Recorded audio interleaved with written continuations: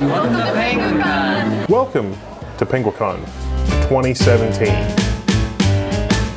It's held at the Westin at Southfield, Michigan every year, and this is my third year of going. And I really had a blast, not just for the event, but also seeing all of you guys, the fans, and a bunch of my old friends and general event stuff. Now the main point of Penguicon is that smart people can get together with other smart people and do interesting things or talk about projects that they're working on or just see cool stuff. You can also have fun and play games and go to hang out with the artists and see what the artists have been up to. I guess that's also a main point of Penguicon. But I really enjoy seeing what people are working on and what really gets people excited in the open source world. So first off, for Penguicon, you have your name tag. It's a pretty ordinary name tag, except you can indicate what level of social interaction you're comfortable with. This is sort of interesting. You can say, don't talk to me, or if I know you, you can talk to me, or I'm willing to talk to strangers.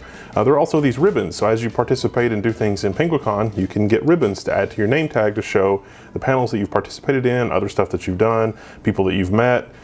Maybe there's an artist hanging out selling prints or whatever, and you can get a ribbon from that artist because they will have been given ribbons by the event organizers and just fun stuff like that. So yeah, here's a tree where you can get ribbons because it's the ribbon tree, and that'll, you know, indicate things. I can see something like this is useful for helping people with various levels of introversion be comfortable in a crowd situation. And believe it or not, that's something that I've struggled with, so I mention it in case you're thinking about going to Penguicon, and apparently a lot of people did go to Penguicon because holy crap, 31 people said hi. Now I really had a lot of fun playing those board games too. I played Ticket to Ride and Splendor and Seven Wonders and just a whole bunch of stuff with a whole bunch of people in the community. Some people you may recognize, some people you may not. New friends, old friends. It's a lot of fun. I met a lot of really interesting people, including a lot of new fans. So thank you everyone for saying hi. I'm always humbled by that kind of support. It was very nice meeting you all. I signed stuff and I had fun chatting. There were a lot of really great panels this year, a lot of open source veterans and serious goings on amid the fun. My favorite talk was on an open source project for a science tricorder from Peter Jansen. I think he's given a TED talk, and there's more info about that in the description, but holy crap, this thing was mind-blowing. It's a handheld device that measures radiation, magnetic flux, there was a spectrometer, and it's all embedded electronics. It really is the beginnings of a tricorder type device for visualizing things. This is someone who also built their own MRI and a lot of other really neat devices for sensing information, electronic sensors, whatever you want to call it. And it's all open source, so if you want to build one of these with all the bells and whistles, the parts for it are going to set you back about $1,000 US. I'm sensing Patreon stretch goal. Fortunately, the project is really well documented on GitHub and on the internet, so if this is something that really tickles your fancy, you got all the information you need to build it. You don't need to wait on me to do a video on it. It's already on the internet. You can just totally go build it and do stuff. Although I do admit that it would be a lot of fun to have a toy like that. I'm also happy to report that Ntp Sec is coming along nicely and nearing its 1.0 release. Now, Ntp Sec is a sort of secure version of NTP's network time protocol. This is the timekeeping system that a lot of machines on the internet depend on heavily.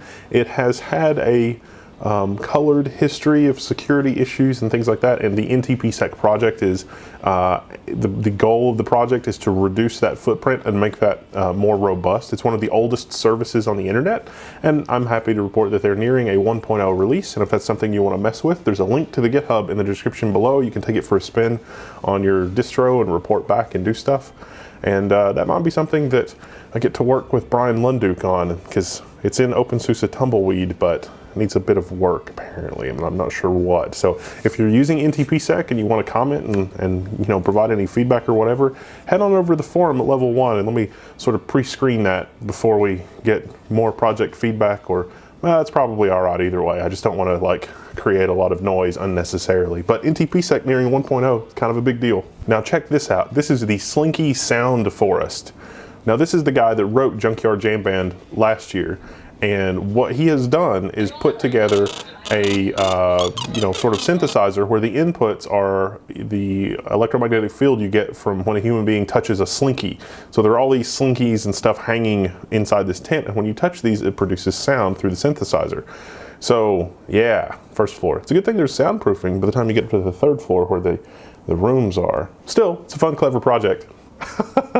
Now the costumes and cosplay this year was on point. So if cosplay is your thing, there was a lot of cosplay, but you know, not safe for work necessarily sometimes. Moving right along. This is Michael Lucas. He wrote a book on ZFS that I'm quite fond of, and he was willing to autograph his book for me. He was on a panel with other system administrators that have 20+ years of experience, and it was interesting listening to them talk about how the systems that they work on grew. I mean, you know, 16 gigabytes in your pocket today, but you know, can you imagine 16 gigabytes in like 1985? That's how far back some people's careers go that are still working today. So can you imagine what it's going to be in the future in your own career? Is it going to be, you know, 10 petabytes in your pocket? I don't know. There's also a great talk on giving your work away for free with Cory Doctorow and Kevin MacLeod. Now Kevin MacLeod, if you're not familiar, is the guy that does the music for these videos that we do at Level 1, and also thousands upon thousands upon thousands of other videos. And you can buy a license for it, and it's Creative Commons, and so you've got a lot of options for using the music in different ways. There's an attribution license and some other stuff like that. So it's pretty awesome to listen to the two of them talk. Both of them really know what they're doing and have really given a lot of their work away. I also picked up some awesome Firefly artwork in the Artist Alley, Artist Den area.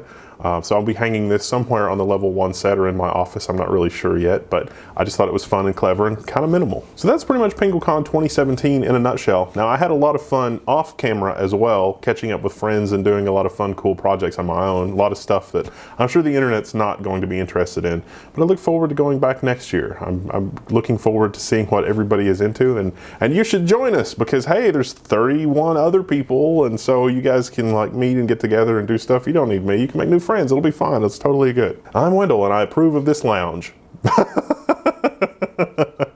Although I think they're calling it Level 1 because it's on the first floor of the hotel. Oh well, I can still be honored anyway because I'm a crazy person. I'm Wendell, I'm signing out, and I'll see you in the Level 1 forums.